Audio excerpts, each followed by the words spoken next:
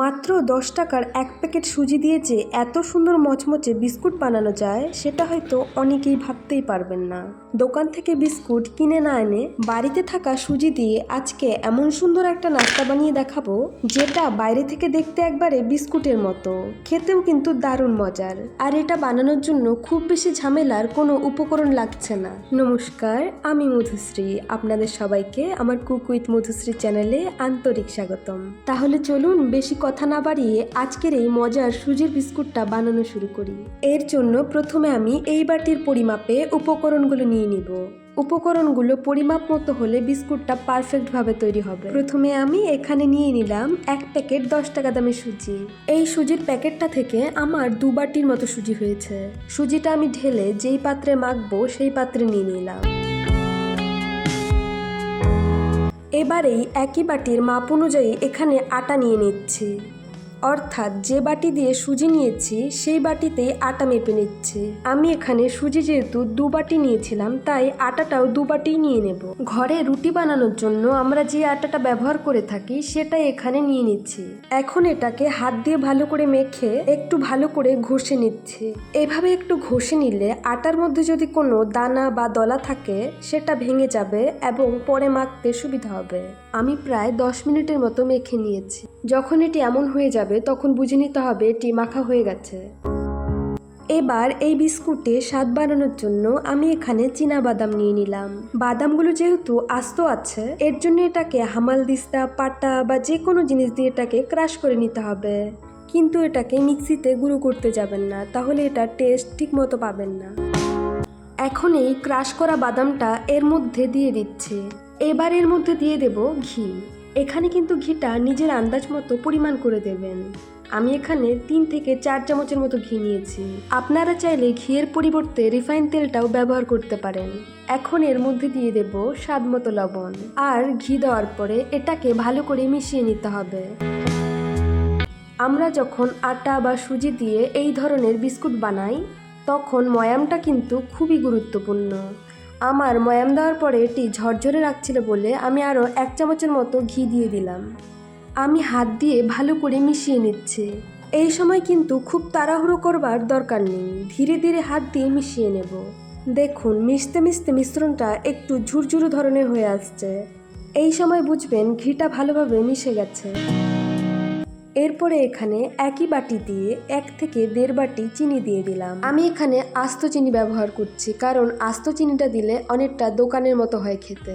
এখানে একটা জিনিস দিচ্ছি, দুধের গুঁড়ো, কারণ আজকে আমি সরাসরি দুধ ব্যবহার করছি না, তাই দুধের গুঁড়ো ব্যবহার করছি। আপনাদের বাড়িতে যদি দুধ থাকে তাহলে দুধের গুঁড়ো দেওয়ার দরকার নেই, সেক্ষেত্রে পরে দুধ দিয়ে ডোটা তৈরি করে নিতে পারবেন। আমি যেহেতু দুধের গুঁড়ো ব্যবহার করছি তাই এটাকে আবার কিছুক্ষণ ভালো করে মিশিয়ে নিতে হবে। সব কিছু ভালোভাবে মিশে গেলে এবার আস্তে আস্তে ডো তৈরি করে নিতে হবে। এখানে জল বা দুধ যেটাই ব্যবহার করবেন উষ্ণ গরম অবস্থায় দিয়ে মেখে নেবেন।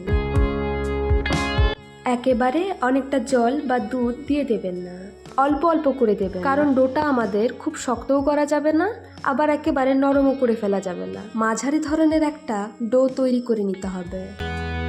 দেখুন প্রথমে কিন্তু মিশ্রণটা হাতে লেগে যাচ্ছে, এটা নিয়ে চিন্তা করার কিছু নেই, কারণ এটা 5-10 মিনিট রেস্ট হওয়ার পরে পুরোপুরিভাবে সেট হয়ে যাবে। সুজি একটু সময় পেলেই নিজের মধ্যে জল টেনে নেয়।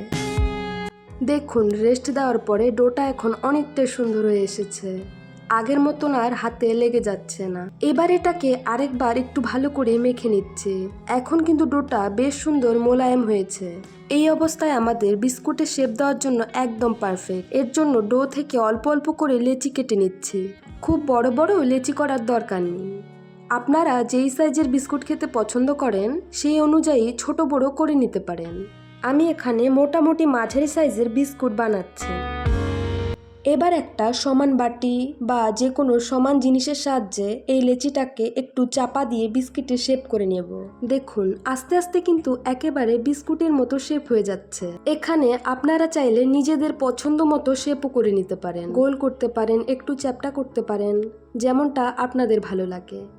একটা শেপ হয়ে গেলে এবার এইভাবেই একটা একটা করে সবগুলো তৈরি করে নেব। এইভাবে যখন আমি বিস্কুট বানাই তখন কিন্তু একটা মজার ব্যাপার হয়, রান্না করতে গেলেই বাড়ির কেউ না কেউ রান্নাঘরে এসে দাঁড়িয়ে থাকে। এই বিস্কুটের শেপটা আপনি হাতের সাহায্যেও করে নিতে পারেন, কোনো সমস্যা নেই।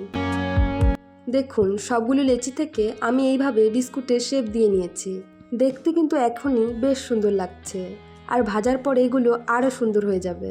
এবার কড়াইয়ে তেল দিয়ে গ্যাসে বসিয়ে নিয়েছি। গ্যাসটা কম বা মাঝারি আঁচে রাখবো। এখন একটা একটা করে সব বিস্কুটগুলো দিয়ে দেব। বিস্কুটগুলো কিন্তু আমাদের ধীরে ধীরে সুন্দর করে ভেজে নিতে হবে। একেবারে বেশি আঁচে দিলে বাইরে থেকে তাড়াতাড়ি রং হয়ে যেতে পারে, কিন্তু ভেতরটা ঠিকমতো হবে না। প্রথম অবস্থায় যেহেতু এগুলো নরম থাকবে, তাই এই অবস্থায় নেড়ে না দিয়ে কড়াইটা একটু দুলিয়ে দিতে হবে। দেখুন আস্তে আস্তে বিস্কুটগুলোর রং পরিবর্তন হতে শুরু করেছে। এখন কিন্তু গ্যাসের আঁচটা কমিয়ে রাখছি, আর মাঝে মধ্যে খুব সাবধানে উল্টে দেব। এখন তাড়াহুড়ো করলে কিন্তু হবে না। আমার এই বিস্কুটগুলো ভাজতে মোটামুটি 15 থেকে 20 মিনিটের মতো সময় লেগেছে। দেখুন এখন কিন্তু কি সুন্দর একটা হালকা সোনালী রং এসেছে। এই রংটা আসার পর বুঝতে পারবেন বিস্কুটগুলো বেশ সুন্দর করে ভাজা হয়ে এসেছে। এবার এগুলো তেল থেকে তুলে নিচ্ছি। আর এইদিকে আমি বাকিগুলো ভেজে নেব। সবগুলো বিস্কুট তেল থেকে তুলে একটা প্লেটে সাজিয়ে নিচ্ছি। দেখুন তো 10 টাকা দামের এক প্যাকেট সুজি দিয়ে কি সুন্দর সুন্দর বিস্কুট তৈরি হয়ে গেল। বিস্কুটটা হাতে নিয়ে একটু ভেঙে দেখি। শুনতে পাচ্ছেন কি সুন্দর মচমচে শব্দ হচ্ছে। আজকের ভিডিওটা যদি ভালো লেগে থাকে তাহলে অবশ্যই একটা লাইক করে দেবেন। চ্যানেলটা সাবস্ক্রাইব করে আমাদের পাশে থাকবেন, আর বাড়ির মানুষদের সঙ্গে ভিডিওটা শেয়ার করে দেবেন। এরকম আরও সহজ ঘরোয়া মজার রান্না নিয়ে আবারও চলে আসবো। ততক্ষণ পর্যন্ত সবাই ভালো থাকবেন, সুস্থ থাকবেন।